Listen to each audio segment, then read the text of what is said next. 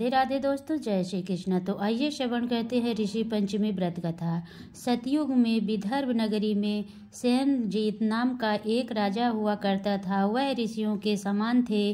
उन्हीं के राज में एक कृषक सुमित्र था। उसकी पत्नी जयश्री अत्यंत पवित्रता थी। एक समय वर्षा ऋतु में जब उसकी पत्नी खेती के कामों में लगी हुई थी तो वह राजस्वला हो गई। उसको राजस्वला होने का पता लग गया और फिर भी वह घर के कामों में लगी रही। कुछ समय बाद वह दोनों स्त्री पुरुष अपनी अपनी आयु भोग कर मृत्यु को प्राप्त हुए। जयश्री तो कुतिया बनी और सुमित्र को राजस्वला स्त्री के संपर्क में आने के कारण बैल की ओन मिली, क्योंकि ऋषि दोष के अतिरिक्त इन दोनों का कोई अपराध नहीं था। इसी कारण इन दोनों को अपने पूर्व जन्म का समस्त विवरण याद रहा। वे दोनों कुतिया और बैल के रूप में उसी नगर में अपने बेटे सुचित्र के यहाँ रहने लगे। धर्मात्मा सुचित्र अपने अतिथियों का पूर्ण सत्कार करता था। अपने पिता के श्राद्ध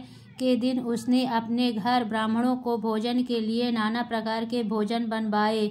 जब उसकी स्त्री किसी काम के लिए रसोई से बाहर गई हुई थी तो एक सर्प ने रसोई की खीर के बर्तन में विष वमन कर दिया। कुतिया के रूप में सुचित्र की माँ कुछ दूर से सब देख रही थी। पुत्र की बहू के आने पर अपने पुत्र को ब्रह्म हत्या के पाप से बचाने के लिए उस बर्तन में मुंह डाल दिया। सुचित्र की पत्नी चंद्रवती से कुतिया का यह कृत्य देखा न गया और उसने चूहे में से जलती लकड़ी निकालकर कुतिया को मारी। बेचारी कुतिया मार खाकर इधर उधर भागने लगी। चौके में जो जूठन आदि बची रहती थी वह सब सुचित्र की बहू उस कुतिया को डाल देती थी, लेकिन क्रोध के कारण उसने वह ही बाहर फेंकवा दी। सब खाने का सामान फेंकवा कर बर्तन साफ करके दोबारा खाना बना कर ब्राह्मणों को खिलाया। रात्रि के समय भूख से व्याकुल होकर वह कुतिया बैल के रूप में रह रहे अपने पूर्व पति के पास आकर बोली, हे स्वामी, आज तो मैं भूख से मरी जा रही हूँ। वैसे तो मेरा पुत्र मुझे रोज खाने को देता था, लेकिन आज मुझे कुछ नहीं मिला। सांप के विष वाले खीर के बर्तन को अनेक ब्रह्म हत्या के भय से छूकर उनको न खाने योग्य कर दिया था। इस कारण उसकी बहू ने मुझे मारा और खाने को भी नहीं दिया। तब वह बैल बोला, हे भद्रे, तेरे पापों के कारण तो मैं भी इस योनि में आ पड़ा हूँ और आज बोझ ढोते ढोते मेरी कमर टूट गई है।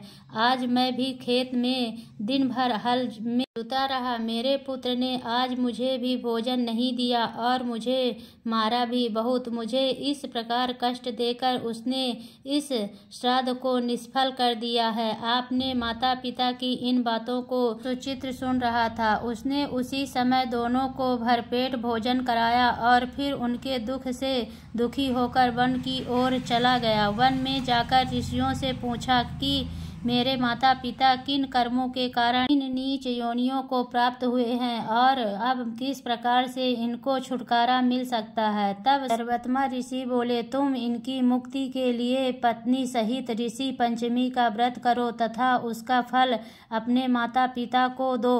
भाद्रपद महीने की शुक्ल पक्ष पंचमी को मुख शुद्ध करके मध्य में नदी के पवित्र जल में स्नान करना और नए रेशमी कपड़े पहनकर पत्नी सहित सप्त ऋषियों का पूजन करना। इतना सुनकर सुचित्र अपने घर लौट आया और अपनी पत्नी सहित विधि विधान से पूजन व्रत किया। उसके पुण्य से माता पिता दोनों पशु योनि से छूट गए।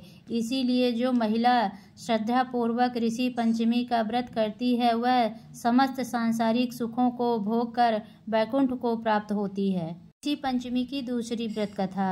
विदर्भ देश में एक उत्तम नाम का एक सदाचारी ब्राह्मण रहता था। उसकी पत्नी बड़ी पतिव्रता थी। उसका नाम सुशीला था। उस ब्राह्मण के एक पुत्र तथा एक पुत्री, 2 संतान थी। विवाह योग्य होने पर उसने कोढ़ी और कुशील वर के साथ कन्या का विवाह कर दिया। दैव योग से कुछ दिनों बाद वह विधवा हो गई।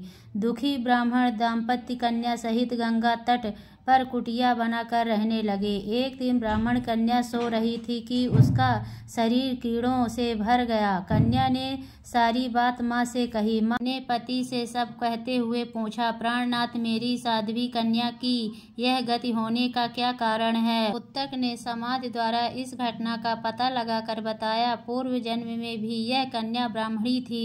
इसने रजस्वला होते ही बर्तन छू लिए थे। इस जन्म में भी उसने लोगों को देखी ऋषि पंचमी का व्रत नहीं किया, इसीलिए इसके शरीर में कीड़े पड़े हैं। धर्मशास्त्रों की मान्यता है कि रजस्वला स्त्री पहले दिन चांडालिनी, दूसरे दिन ब्रह्मघातिनी तथा तीसरे दिन धोबिनी के समान अपवित्र होती है। वह चौथे दिन स्नान करके शुद्ध होती है। यदि यह शुद्ध मन से अब भी ऋषि पंचमी का व्रत करे तो इसके सारे दुख दूर हो जाएंगे और अगले जन्म में अटल सौभाग्य प्राप्त करेगी। पिता की आज्ञा से पुत्री ने विधि पूर्वक ऋषि पंचमी का व्रत पूजन किया। व्रत के प्रभाव से वह सारे दुखों से मुक्त हो गई। अगले जन्म में उसे अटल सौभाग्य सहित अच्छे सभी सुखों का भोग किया।